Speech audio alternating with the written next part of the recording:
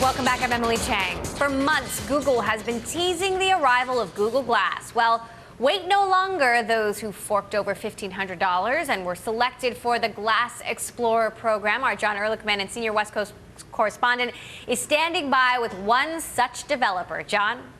Emily, Det Ansinn runs a company called BrickSimple. He made the trip to New York City over the weekend to pick up his Google Glass, and he joins me now from Philadelphia, sporting the new hardware. There it is.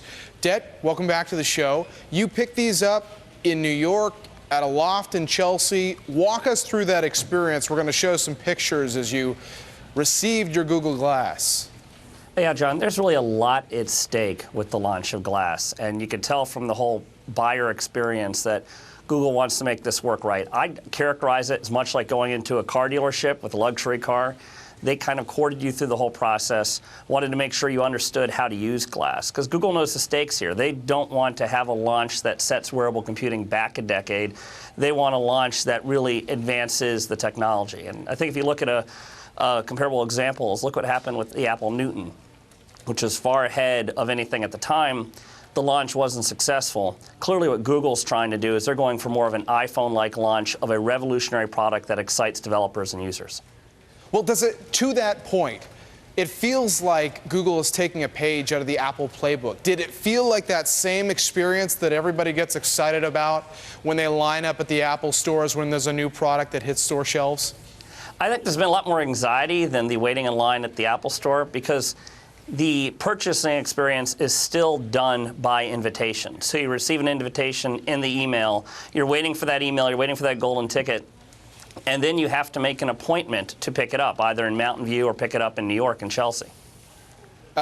You were able to shoot some video over the weekend using your Google Glass while you were driving, I believe while you were out with your son as well. We'll show that video. Walk us through that experience. Well, I think one of the interesting things about Glass, and I really didn't appreciate this until I was wearing Glass, is that Glass allows you to kind of capture those moments while being, in the moment. And as a parent, as someone who's stared through a camcorder or a camera at something happening, it's great to capture those moments hands-free, really be part of it, and record those kinds of experiences.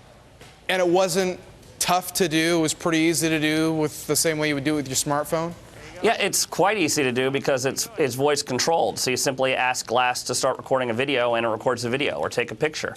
And it's interesting being in public events. I was out in Times Square. I was at this agricultural event that people kind of embraced it, which is interesting. We talk about the societal barriers. It seemed like the older generation was even more openly embracing it than the younger generation.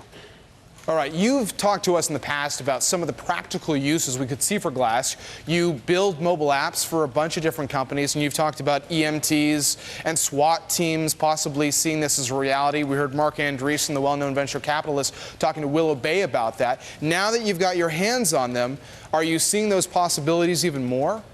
Oh, absolutely. I mean, we picked it up on both myself and one of my team members. We each got a pair. We picked them up on Saturday, and we're writing code on Sunday. I mean, part of Glass is understanding the experience, that this is something completely new. And I think if you look at Andreessen's experience when he launched the Netscape Navigator, he talked about an internet that took, 5-10 years to fully materialize. Glass is that same kind of new opportunity, a new platform to be explored. All right, so people seem comfortable with people wearing Google Glass in Times Square. What about your neighbors, in Pennsylvania? Everybody cool with it? They were really cool with it. It was interesting, is I think for the older generations, you're promised jetpacks, you're promised space travel, and there really hasn't been any of those kind of radical leaps.